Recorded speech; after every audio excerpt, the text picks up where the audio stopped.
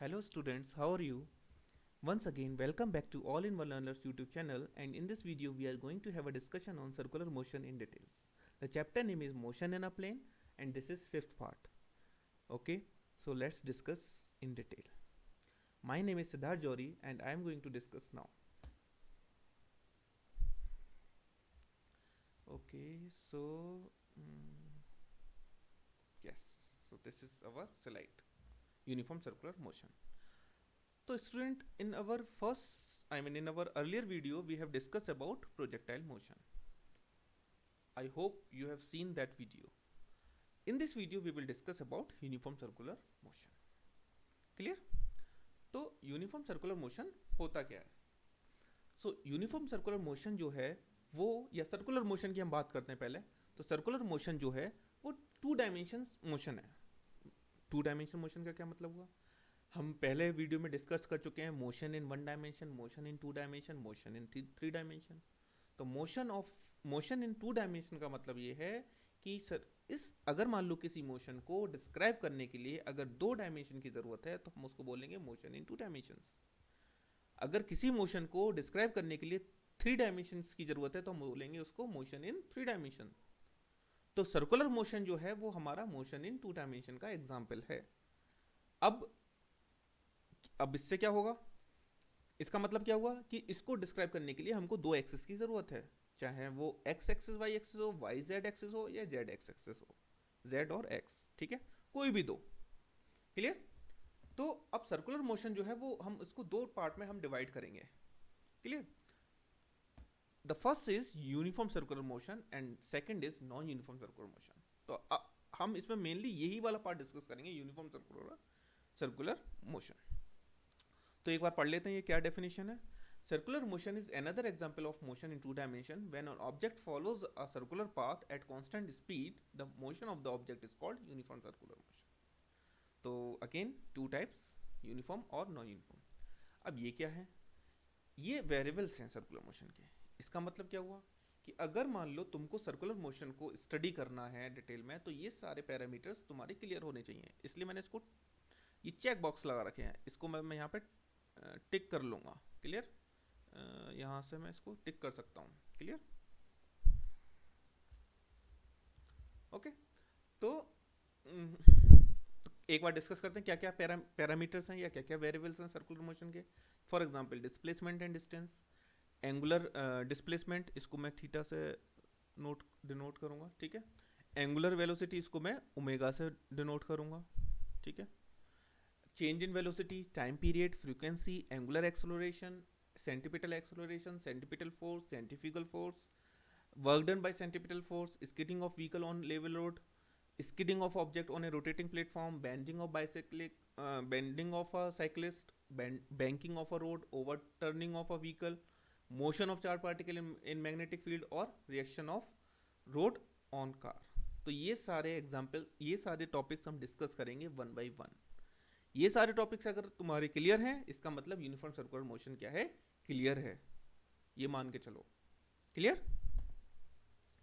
तो इसमें हमारा सबसे पहला आता है डिस्प्लेसमेंट एंड डिस्टेंस. क्या होता है डिस्प्लेसमेंट? तो change in position vector. Position vector हम ऑलरेडी डिस्क्राइब कर चुके हैं अपने पहले वाले वीडियो में. For example, object is at A, so the position of this object is O A vector. क्या है? O A vector. और जिसको कि मैं क्या बोल रहा हूं यहां पर, r1 vector. Position of object at B is OB vector, और जिसको मैं इसको क्या बोल रहा हूं, r वेक्टर. तो डिस्प्लेसमेंट क्या हुआ student?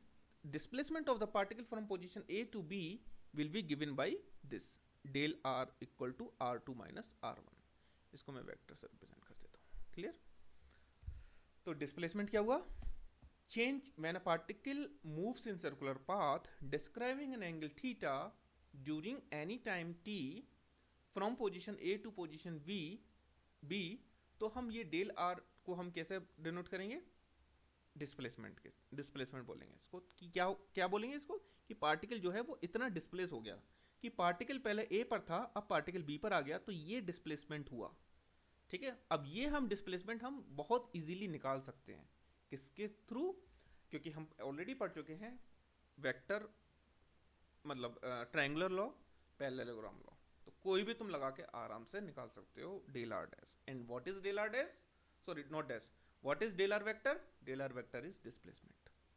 I hope displacement is clear. So displacement is ये ए टू बी कितना डिस्प्लेस हुआ। अब इसको मैं थोड़ा सा जूम करके दिखा रहा हूं, ठीक है, मतलब ये है clear, this is A, this is B. तो displacement is student this line, this is del R vector. But अगर मैं है या कोई और क्वेश्चन करता है कि what is a distance here, तो इस डिस्टेंस को हम बोलेंगे कि ये ए से बी तक कितना ट्रेवल कर गया, आई मीन ये वाला पाथ ये कितना ट्रेवल कर गया, सॉरी यहाँ तक clear. So length of this arc, length of this arc A B को हम क्या बोलेंगे, डिस्टेंस बोलेंगे, जो कि क्या होगा आर थीटा। ये एक फॉर्मूला होता है, ठीक है, angle is equal to arc upon radius, ठीक है, तो उससे हम क्या निकाल सकते हैं, डिस्टेंस निकाल सकते हैं। I hope distance and displacement is clear. किसमें, सर्कुलर मोशन में। So next topic is angular displacement. और स्टूडेंट एंगुलर डिस्प्लेसमेंट भी क्या है, बहुत इजी है। ये क्या कहता है देखते हैं। तो angular displacement is angle turned by a body moving on a circle from some reference line, that is called angular displacement। क्या मतलब हुआ कि ऑब्जेक्ट यहाँ था ए पर, अब ये मान, सॉरी यहाँ ए पर था, अब ये मान लो बी पर आ गया, इसको मैं बी मान लेता हूँ क्लियर। तो ये ए से बी तक आने में ये कितना एंगल डिस्प्लेस हो गया, दिस थीटा। इसलिए मैंने यहाँ पे लिखा है angle turned by a body moving on a circle from some reference line, that is called angular displacement। so this theta is called angular displacement। इसकी यूनिट जो होगी वो क्या होगी, या तो तुम रेडियन में इसको डिनोट करो या डिग्री में डिनोट करो, वो तुम्हारे ऊपर डिपेंड करता है क्लियर। तो I hope angular displacement is also clear. Let me go to our, I mean back to our list and let me take it to do. Okay, to do means हम सब explain करेंगे एक एक उसमें, और सारा टिक करते चले जाएंगे, और जैसे ही लास्ट तक पहुंचेंगे इसका मतलब हमारा सर्कुलर मोशन क्लियर हो गया। तो थर्ड हमारा टॉपिक है इसमें एंगुलर वेलोसिटी, जिसको कि हम ओमेगा से रिप्रेजेंट करते हैं क्लियर। तो एंगुलर वेलोसिटी क्या है, angular velocity of an object in circular motion is defined as the time rate change of its angular displacement। तो स्टूडेंट यहाँ पर हम दो चीज डिस्कस करेंगे, एक लीनियर मोशन और एक सर्कुलर मोशन, और रोटेटिंग फ्रेम ऑफ रेफरेंस की बात करेंगे क्लियर। तो तुम जानते हो कि वेलोसिटी क्या होती है, displacement upon time, that is called velocity, जो कि हम लीनियर उसमें अच्छे से जानते हैं। अब यहाँ पर ये बात करते हैं किसकी, एंगुलर वेलोसिटी की। तो एंगुलर वेलोसिटी क्या है, एंगुलर वेलोसिटी है तो यहाँ पर डिस्प्लेसमेंट, नॉर्मल डिस्प्लेसमेंट नहीं लेंगे, क्या लेंगे, एंगुलर डिस्प्लेसमेंट लेंगे। इसलिए यहाँ पर क्या है, तुम देख सकते हो कि ओमेगा को मैं कैसे लिखना चाहूँगा, तो कैसे लिखना चाहूँगा, theta upon time, this is angular velocity. तो एंगुलर वेलोसिटी मैंने यहाँ पे क्या लिखा, time rate of change of angular displacement. मैं इसको अंडरलाइन कर देता हूँ student, time rate of change of its angular displacement. Angular displacement time के साथ कैसे चेंज हो रहा है, ये कौन बताएगा, ये आपको एंगुलर वेलोसिटी बताएगी, जिसकी कि अब इसकी यूनिट क्या है, रेडियन पर सेकंड, या क्योंकि इसकी यूनिट क्या है, रेडियन या डिग्री, कुछ भी, तो या तो रेडियन पर सेकंड हो जाएगा या डिग्री पर सेकंड हो जाएगा। तो एंगुलर वेलोसिटी क्लियर हो गई होगी, time rate of change of its angular displacement. तो मैंने यहाँ पर ये ट्रक का ये व्हील दिखाया है, ठीक है, पहिया दिखाया है, ठीक है, ये जो कि रोटेट कर रहा है क्लियर। तो v equal to R omega. तो इसकी अगर मैं डायमेंशन जब एनालिसिस डिस्कस करूंगा तो इसकी जो यूनिट होगी वो क्या होगी, क्योंकि इसकी कोई यूनिट नहीं है और नीचे टाइम है, तो इसकी अगर डायमेंशन की बात करूंगा तो m0 l0 और t-1, तो ये इसकी यूनिट होगी किसकी, एंगुलर वेलोसिटी की। और ये तुम्हारा जो है कैसा वेक्टर है, ये एक्सियल वेक्टर है, और इसकी यूनिट क्या होगी, डिग्री पर सेकंड या रेडियन पर सेकंड। क्लियर? चलो, तो ये भी हमारा क्लियर हो गया। मैं बैक जाता हूँ, इसको टिक कर देता हूँ। अब आता है हमारा change in velocity, very easy और वेरी इंपॉर्टेंट। तो चेंज इन वेलोसिटी, चलो चेंज इन वेलोसिटी की बात करते हैं। कुछ some time we need, for example, you know velocity at a, and let's discuss this figure, okay? So this v1 is a velocity at a। मैंने बताया था circular motion में अगर मान लो मुझे यहाँ पर वेलोसिटी चाहिए तो मैं क्या करूँगा, यहाँ पे टेंजेंट ड्रॉ कर दूंगा। मुझे मान लो यहाँ पर वेलोसिटी चाहिए तो मैं यहाँ पर टेंजेंट ड्रॉ कर दूंगा। So this v1 is the velocity at a, this v2 is the velocity at b। तो अगर मैं इसको इस फॉर्म में लिखता हूँ, v1 इज दिस, कोई दिक्कत नहीं, v2 is here like this, okay no problem, and this is v1, okay. Now दोनों के बीच में एंगल कितना है, थीटा। तो अब क्या करूंगा मैं, इसको इन दोनों का रिजल्टेंट निकालूंगा। तो मैंने क्या किया, मैंने इसका जस्ट रिवर्स कर दिया जो कि माइनस वी हो गया, और मैंने यहाँ पे क्या लगा दिया, पैरेललोग्राम में यहाँ लॉ लगा सकता हूँ। तो ये इसका जो डायगोनल होगा वो क्या देगा तुमको, रिजल्टेंट देगा, which is v2 minus v1। तो ये del v equal to v2 minus v1, ये क्या है एक तरीके से, ये है तुम्हारा change in velocity. So sometimes we want to know the magnitude and direction of the change in velocity of the particle which is performing uniform circular motion or circular motion or whatever. It's not about motion, circular motion only.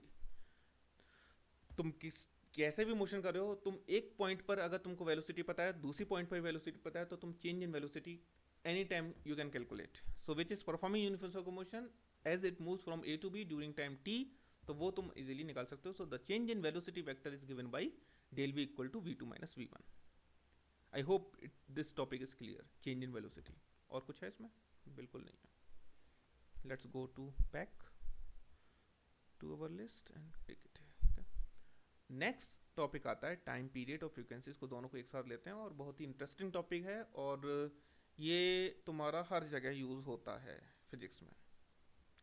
तो time period clear हो जाना चाहिए, और frequency भी। क्यों? क्योंकि wave में भी बहुत यूज़ होता है, ठीक है, वेव ऑप्टिक्स है, ठीक है, उसमें भी यूज़ होगा, तो काफ़ी जगह यूज़ होता है। चलो, तो टाइम पीरियड क्या होता है in circular motion? Time period is defined as the time taken by the object to complete one revolution on its circular path. Clear? मतलब क्या हुआ कि एक राउंड कंप्लीट करने में कितना टाइम लग रहा है, दैट इज टाइम पीरियड। अगर तुम्हें मान लो अर्थ रोटेट कर रही है around the sun, if you want to calculate the time period then you have to note it down कि एक राउंड अर्थ का पूरा होने में कितना टाइम लग रहा है। If you want to calculate the time period for the moon, the same way you can calculate, correct? तो तुमको बस खाली इतना देखना है कि एक राउंड, एक रिवॉल्यूशन, एक राउंड, और एक फॉर एग्जांपल अगर सिंपल पेंडुलम है, सो एक ऐसे गया, फिर वापस आया, फिर दूसरी तरफ गया, फिर वापस आया, तो पूरा एक कंप्लीट राउंड में कितना टाइम लग रहा है, दैट इज टाइम पीरियड। तो इसकी यूनिट क्या होगी? क्योंकि तुम्हारा क्या निकालना है, तुम्हें टाइम ही निकालना है, तो इसकी यूनिट क्या हो जाएगी, सेकंड हो जाएगी। इसकी डायमेंशन क्या होगी, m0 l0 t1।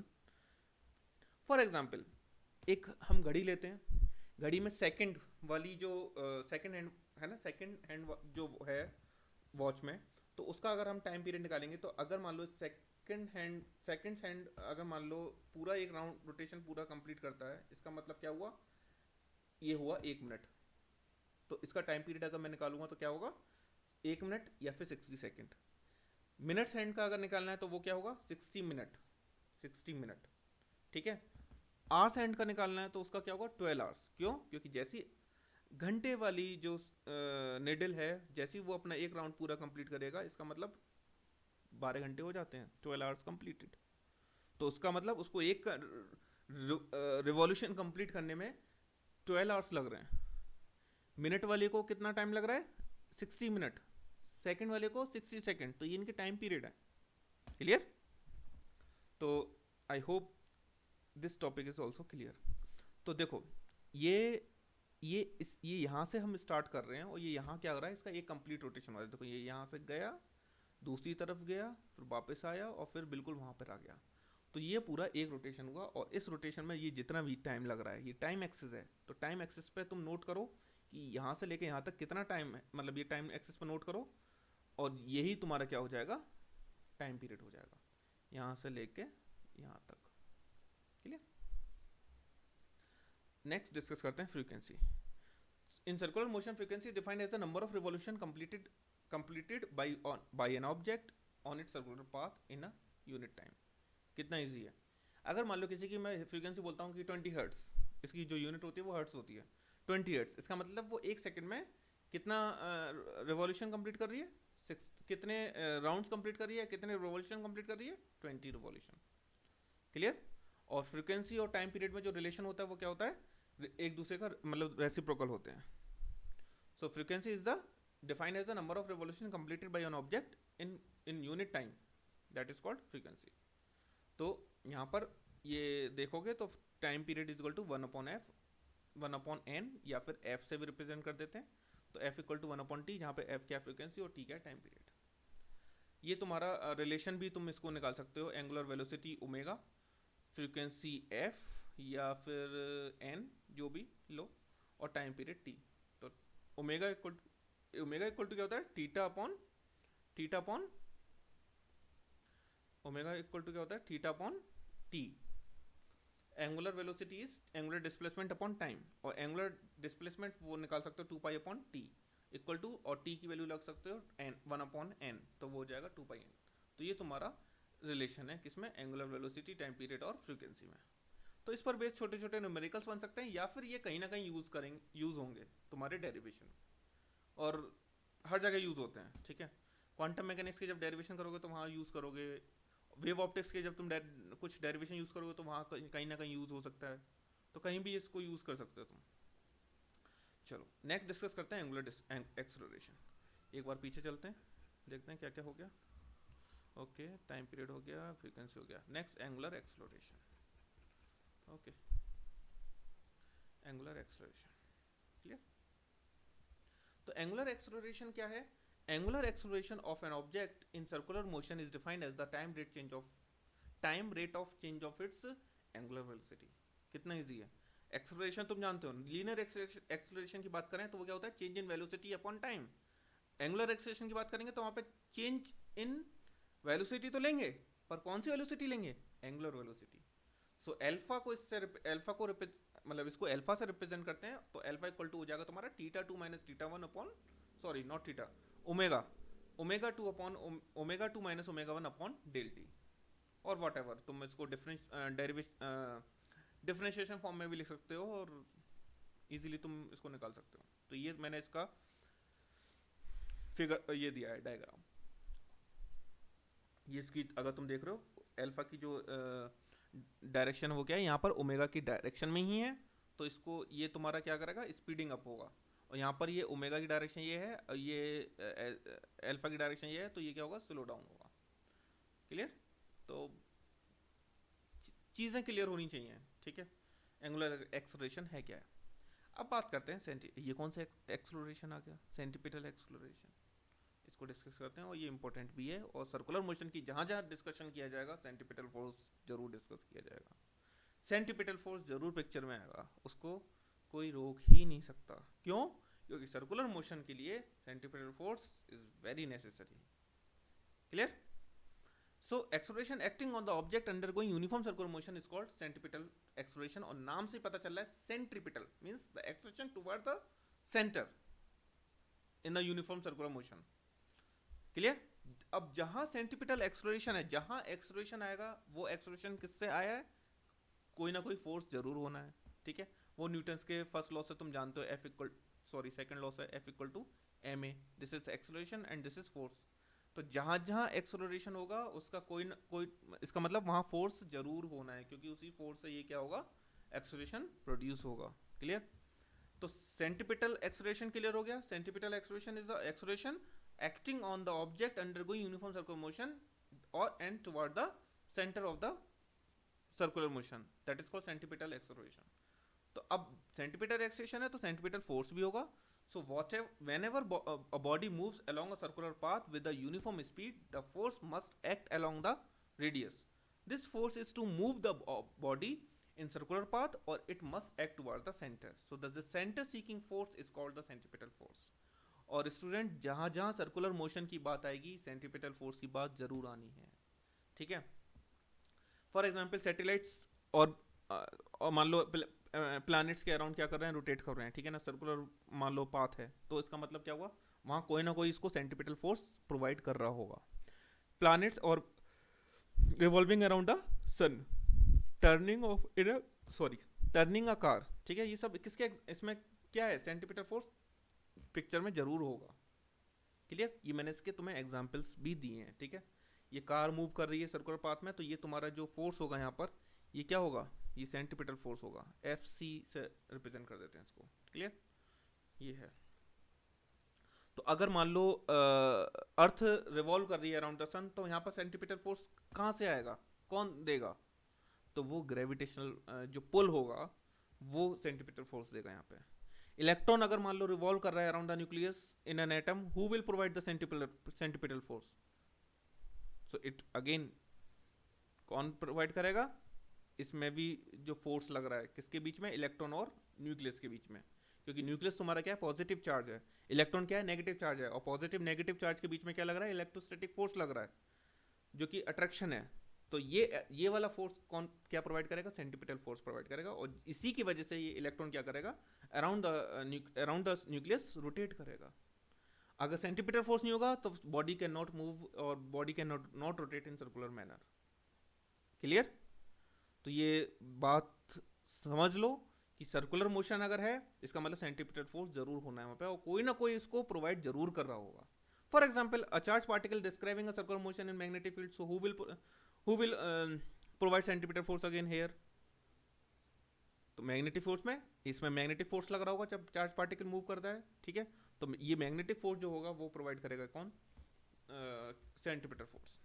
तो ये मैंने क्वेश्चंस बनाए थे, ठीक है, कि यहाँ पर सेंट्रीपिटल फोर्स कौन प्रोवाइड करेगा, यहाँ पर कौन करेगा, तो ये तुमको क्लियर हो गया होगा कि सेंट्रीपिटल फोर्स कौन प्रोवाइड करेगा। तो अगर कोई भी बॉडी, चाहे वो अर्थ हो, चाहे वो प्लैनेट्स हो, चाहे वो इलेक्ट्रॉन हो, चाहे चार्ज पार्टिकल मैग्नेटिक फील्ड में हो, कोई भी पार्टिकल अगर सर्कुलर मोशन में मूव कर रहा है तो सेंट्रीपिटल फोर्स कुछ ना कुछ होना ही होना है जरूर।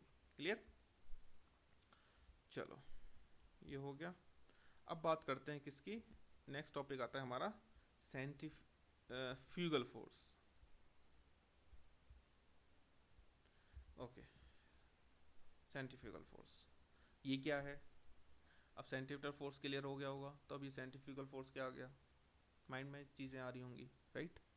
So centrifugal force is a fictitious force which has significance only in rotating frame of reference. ये तुम्हारा क्या है, एक तरीके का इट्स नॉट अ रियल, ठीक है, ये तुम्हारा इसको सूडो फोर्स भी बोलते हैं, ठीक है, ये तुम्हारा रियल में नहीं है, बट ये पिक्चर में कब आएगा, जब तुम्हारा रोटेटिंग फ्रेम ऑफ रेफरेंस होगा। फॉर एग्जाम्पल अगर मान लो एक ऑब्जर्वर है a who is not sharing the motion along the circular path, तो बॉडी उसको अपियर होगी fly off tangential at the point of release. Clear, ध्यान रखना ये ऑब्जर्वर अपनी जो मोशन अपने मतलब शेयर नहीं कर रहा है motion along the circular path, वही अगर जो बी है who is sharing in motion, who is sharing the motion along the circular path, तो उसको क्या होगा, बॉडी स्टेशनरी आएगी, मतलब before it release it appears to be stationary, observer B को। तो ये जो सेंट्रीपिटल फोर्स है दैट अगर मान लो ये सेंट्रीपिटल फोर्स सीज हो जाता है तुम्हारा, ठीक है, to act on the body, तो बॉडी क्या करेगा, leaves the circular path and continue to move in a straight line, but to observer B it appears that a real force has actually acted on the body and is responsible by throwing the body radially outwards. So this imaginary force, मैंने बताया ना ये pseudo force है, ये imaginary force है, that is not real. So this imaginary force sorry, so this imaginary force is given a name to explain the effect of inertia to the observer who is sharing the circular motion of the body. तो ये कौन से observer की बात कर रहा है यहाँ पे, ये बी की बात कर रहा है, ये वाला जो ऑब्जर्वर है, ये कौन सा ऑब्जर्वर है, जो शेयर कर रहा है मोशन को सर्कुलर पाथ पे along the circular path. Clear, so this inertial force is called centrifugal force. तो ये इसका सेंट्रीपिटल फोर्स का क्या है, देख रहे हो, सेंट्रीपिटल, अगर मैं सेंट्रीपिटल की बात करूंगा तो ये फोर्स ये होगा एफ सी, और अगर सेंट्रीफ्यूगल फोर्स की बात करूंगा, इसको मैं कैसे रिप्रेजेंट करता हूँ, सेंट्रीफ्यूगल, ये भी सी से है, ठीक है, इसको मैं एफ डैश से रिप्रेजेंट करता हूँ सपोज, ठीक है, एफ सी डैश मान लेता हूँ चलो। तो ये जो तुम्हारा सेंट्रीफ्यूगल फोर्स होगा ये तुम्हारा क्या होगा, रेडियली आउटवर्ड होगा, ठीक है। अगर मान लो इसे ये मान लो वो हो जाता है, तो ये तुम्हारा बॉडी तुम्हारी ऐसे मूव हो जाएगी, ठीक है, रेडियली आउटवर्ड। तो अगर तुम जानते हो कि सेंटीमीटर फोर्स क्या होता है, m we square upon r, तो ये है तुम्हारा सेंटीमीटर फोर्स इधर की साइड। तो सेंट्रीफ्यूगल फोर्स क्या हो जाएगा, जस्ट इसका नेगेटिव कर दो तो ये तुम्हारा क्या हो जाएगा, सेंट्रीफ्यूगल फोर्स हो जाएगा। क्लियर, ये मैंने दूसरा एग्जांपल दिया हुआ है, ठीक है। Mud flying of a tyre is an another example of centrifugal force, ठीक है। तो ये दूसरा मैंने इसका एग्जांपल मतलब शो किया है। Here also I shown centripetal force and also you can show centrifugal force, ठीक है। ये दूसरा तीसरा एग्जांपल है, ठीक है। तो ये क्लियर हो गया होगा, ठीक है। अब बात करते हैं work done by centripetal force. तो work done by centripetal force क्या होता है, जीरो होता है। क्यों जीरो होता है, क्योंकि तुम जानते हो work done by centripetal force is always zero as it is perpendicular to the velocity and hence instantaneous displacement. So work done क्या होता है, increment in kinetic energy of revolving body, और वो क्या है, जीरो है। क्लियर। तो यहाँ पर हम जरा एक बार बैक जाकर देखते हैं हमने क्या क्या एक्सप्लेन हो गया हमारा। Angular acceleration, centimetre acceleration, centimetre force और सेंट्रीफ्यूगल फोर्स और work done bye centimetre force. चलो इसको क्विकली डिस्कस करते हैं, ठीक है ना। Skidding of vehicle on a level road वगैरह वगैरह, ठीक है, क्योंकि ये इसको बस खाली समझ में आ जाना चाहिए, ठीक है, बहुत ज़्यादा इम्पोर्टेंट नहीं है। चलो, तो skidding of vehicle on a level road, clear, okay. चलो डिस्कस करते हैं।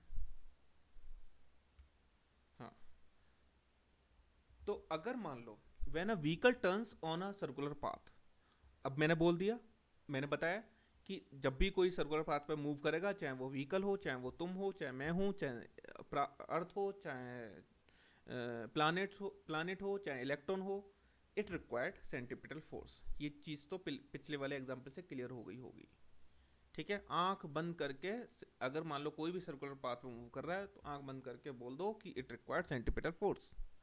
अब यहाँ पर सेंट्रीपिटल फोर्स कौन प्रोवाइड करेगा, अब अगर मान लो नहीं करता है तो गड़बड़ है। तो यहाँ पर सेंट्रीपिटल फोर्स कौन प्रोवाइड करेगा, friction will provide the centripetal force, और that friction that friction force should be greater than or equal to required centripetal force. क्यों, in order to move the vehicle in a circular path safely. अगर ऐसा नहीं है तो वो कुछ फिर गड़बड़ होने के चांसेस हैं, और वो गड़बड़ हम नहीं चाहते। क्लियर। तो यहां पर तुम देखोगे this is friction force and this is centripetal force, and this friction force is providing this centripetal force, ठीक है। यहाँ इसका तुम देख सकते हो कितने अच्छे से दिखाया गया है। क्लियर। अब बात करते हैं नेक्स्ट, स्किड, क्लियर हो गया होगा ये, है ना, skidding of vehicle on a level road. तो ये इसमें तुमको याद क्या रखना है, तुमको याद रखना है कि अगर मान लो बॉडी को तुम्हें सेफली मूव कराना है तो friction force should be greater than और equal to required centimetre force, ठीक है। तो mu M G should be greater than equal to M we square upon are, और वहां से तुम वेलोसिटी निकाल सकते हो। तो अगर तुमने वो जो भी वेलोसिटी आएगी that should be the that is the maximum speed by which vehicle can turn in a circular path of radius r, ठीक है, where coefficient of friction between the road and tires is mu, coefficient of friction, ठीक है। तो वो तो maximum speed निकाल लोगे, clear, उससे ज्यादा नहीं रखनी। अब बात करते हैं next, skidding of object on rotating platform. अगर मान लो कोई प्लेटफॉर्म तुम्हारा रोटेट कर रहा है और तब तुम्हें मान लो अवॉइड करनी है स्किडिंग, तो तुम्हें क्या करना होगा, so skidding to avoid the skidding of an object placed at a distance r from the axis of rotation, the centripetal force should be provided by force of friction, again same, ठीक है, centripetal force should be equal to force of friction। ये किसमें, rotating platform पे, ठीक है। इसके बाद बात करते हैं हम बेंडिंग ऑफ साइक्लिस्ट। तुमने देखा होगा, इसको किया भी होगा, आई एम श्योर 100% कि जब साइक्लिस्ट क्या करता है, provide himself the necessary centripetal force by leaning inward on a horizontal track while going around the curve. तो तुमने देखा होगा कि तुम इसको क्या कर सकते, तुम ऐसे इसको टर्न कर लेते हो साइकिल को, उससे क्या होगा, देखो ये इसकी नॉर्मल रिएक्शन है आर, ठीक है, ये इसकी नॉर्मल रिएक्शन है, तो तुमने इसको क्या किया, टर्न कर दिया वर्टिकल से थीटा एंगल पर, तो ये तुम्हारा क्या होगा, हॉरिजॉन्टल कंपोनेंट होगा आर कॉस थीटा, और ये वर्टिकल कंपोनेंट हो, सॉरी इसके अकॉर्डिंग ये वर्टिकल हुआ, ठीक है, ये वो क्या होगा आर साइन थीटा। तो देखो ये आर कॉस थीटा, तो ये इसको इसका जो भी वो होगा वेट उसको मैनेज कर लेगा, मैंने लिखा है क्या यहाँ पे, yes, the vertical component R cos theta जो कि of the normal reaction will balance the weight of the cyclist, जबकि ये हॉरिजॉन्टल कंपोनेंट जो होगा, जो क्या है हॉरिजॉन्टल कंपोनेंट, ये आर साइन थीटा, तो आर साइन थीटा जो होगा वो प्रोवाइड करेगा ये centripetal force m we square upon are, और जिससे कि वो गिरने से बच जाएगा। अगर ये सीधा ही रहता है तो यहाँ पर फिर क्या होगा, ये सेंट्रिपिटल फोर्स प्रोवाइड, सेंट्रिपिटल जो फोर्स है वो कोई प्रोवाइड नहीं कर पाएगा, यहाँ पर आर साइन थीटा प्रोवाइड कर रहा है बेंड होने की वजह से, क्लियर, तो वो क्या होगा, सेफली बच जाएगा, ठीक है, बेंडिंग ऑफ साइक्लिस्ट, ठीक है। चलो नेक्स्ट आता है बैंकिंग ऑफ अ रोड, ये भी बहुत इजी है। बैंकिंग ऑफ रोड में क्या करते हैं हम, कि अगर मान लो रोड तुम्हारा कुछ अगर मान लो साइकिल की जगह अगर मान लो तुम कार यूज कर रहे हो, ठीक है, जैसे देखो ये मैंने एग्जांपल दिए हैं, ठीक है, तो यहां पर इसको for getting a centripetal force cyclist bend toward the centre of the circular path and but it is not possible in case of four wheelers. क्यों, क्योंकि वहां क्या है, वहां उसके लिए फिर तुमको रोड को तुम्हें थोड़ा सा क्या करना पड़ेगा, रोड को तुमको थोड़ा सा उठाना पड़ेगा, और जब तुम रोड को उठा दोगे, फॉर एग्जाम्पल ये मैंने ये थीटा एंगल मैंने इसको उठा दिया है, ठीक है, ये थीटा होगा, ये आर होगा, और ये थीटा है होने से ये आर कॉस थीटा होगा, ये आर साइन थीटा होगा, तो again here R cos theta तो उसके वेट को क्या करेगा, बैलेंस करेगा, लेकिन ये आर साइन थीटा किसको बैलेंस करेगा, सेंट्रिपिटल फोर्स को बैलेंस करेगा, ठीक है। तो ये भी हमें ध्यान रखना है कि कहीं कहीं हम क्या करते हैं, रोड को क्या करते हैं, थोड़ा सा उठा देते हैं, ठीक है, जिससे कि गाड़ियां अपने आराम से इजीली सेफली क्या हो जाती हैं, पार कर लेती हैं, ठीक है। चलो ये क्लियर हो गया होगा। नेक्स्ट आता है ओवरटर्निंग ऑफ अ व्हीकल, ये भी मतलब इंपॉर्टेंट है, ठीक है। ओवरटर्निंग ऑफ व्हीकल में क्या करते हैं, when a car moves in a circular path with speed more than maximum speed, जो मैक्सिमम स्पीड है, जो परमिटेड स्पीड है, अगर मान लो उससे स्पीड तुमने ज़्यादा रख रखी है, तो क्या होगा, इट विल ओवरटर्न, और ये भी तुमको ध्यान रखना है, इसका जो इनर व्हील होगा that will leave the ground first, ये क्वेश्चन कभी कभी पूछा जा सकता है वाइवा में भी, और वैसे भी पूछ लेते हैं एमसीक्यू में, ठीक है। तो who which wheel which wheel will leave the ground first, तो वो तुम्हें आंसर देना है उसका, inner wheel will leave the ground first, clear. और तुमको ये भी ध्यान रखना है कि मैक्सिमम स्पीड से ज़्यादा स्पीड नहीं रखनी, otherwise the vehicle will you know overturn, okay, like this, so we have to avoid this situation in our daily life, okay। तो ये इस तरीके के क्वेश्चंस बन जाते हैं कि a car sometimes overturns while taking a turn, so when it overturns तो क्या होता है, तो आंसर आएगा तुम्हारा inner wheel will leave the, okay, so the first will be the answer, okay, inner wheel leave inner wheel which leaves the ground first, okay, outer wheel no, both wheel no, or either wheel no, it should be, it must be inner wheel, ठीक है। Next discuss करते हैं motion of a charge particle in magnetic field, तो यहाँ पर magnetic force जो होता है वो प्रोवाइड करता है सेंट्रिपिटल फोर्स, तो जब भी कोई भी चार्ज पार्टिकल क्या करता है, और वो मैग्नेटिक फोर्स क्या होता है, QVV, और होता क्या है, कोई भी चार्ज पार्टिकल जब एंटर करता है मैग्नेटिक फील्ड में, whether it is positive charge whether it is negative charge, तो वो क्या करता है, सर्कुलर पाथ पे मूव करने लगता है। यहाँ पर अब जब मैंने बोल दिया कि सर्कुलर पाथ के लिए क्या चाहिए, सेंट्रिपिटल फोर्स चाहिए, अब यहाँ पर सेंट्रिपिटल फोर्स कौन प्रोवाइड करेगा, वो मैग्नेटिक फोर्स प्रोवाइड करेगा। So when a charge particle having mass m, charge q enters perpendicularly in magnetic field B with velocity v, then it describes a circular path of radius r, ठीक है, ये ध्यान रखना है, और perpendicular ही enter करवाना है, तभी वो सर्कुलर पाथ पे क्या करेगा, मूव करेगा। नेक्स्ट टॉपिक आता है reaction of road on car, so when a car moves on a concave bridge, ठीक है, तो ये भी हमको मतलब देख लेते हैं, इतना इंपॉर्टेंट नहीं है बट देख लेते हैं, ठीक है। तो यहाँ पर क्या होगा, जब कार तुम्हारा कॉनकेव, ये तुम्हारा कॉनकेव ब्रिज है, ठीक है, तो जब अगर तुमने वीडियो गेम खेले होंगे तो वहाँ तुम्हें ऐसा कुछ ऐसे ऐसे चीज़ें आती होंगी बीच में, ठीक है, तो उसको तुम इजीली समझ सकते हो उससे, ठीक है।